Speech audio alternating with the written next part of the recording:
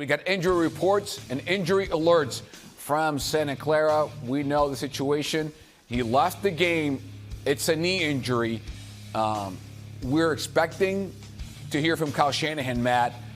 It didn't look good. However, when he left for the locker room, he was walking by his own means, which does say something. Yeah, right? Well, I think that right there, the thumbs down signal says more than anything. But yeah, well, let's just wait and see what it is. Generally when a player is ruled out in the first half of a game with a knee injury, it doesn't necessarily portend good things.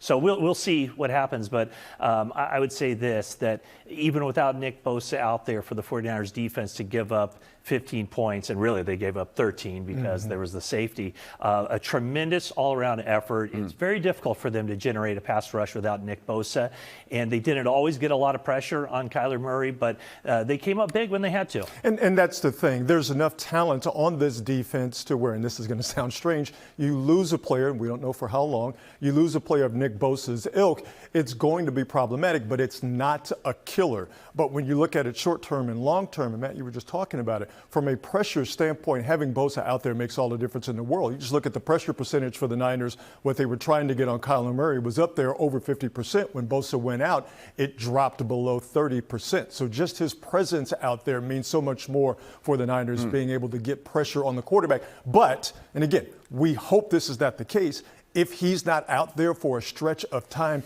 it doesn't cripple the Niners because you still have Fred Warner, because you still have Lenore, and you have Winters and a bunch of these young guys that are filling in right now. Upton Stout today. If he doesn't make that play, we're not having the conversation we're having right now in the postgame we're having. I just don't know where that pass rush comes from without Bosa. Oh, yeah.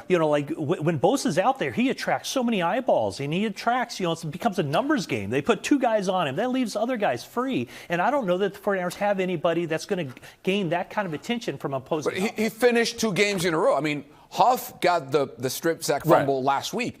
But the previous defensive possession, he ended it like he ended it in Seattle. Well, again, I think there's 2 things. You still have Fred Warner, first and foremost. I know it's just one guy, and I know he's playing middle linebacker, but you still have Fred Warner. He's the best player on that defense. But to me, this is where Robert Saleh comes in. This is where he has to scheme. This is where he has to figure out a way to get a pass rush if Bosa is out for a game or for a few games. But again, I think in previous years, you lose Nick Bosa for any amount of time, it would absolutely cripple this defense. It's not going to cripple these guys. They're just going to have to do things different.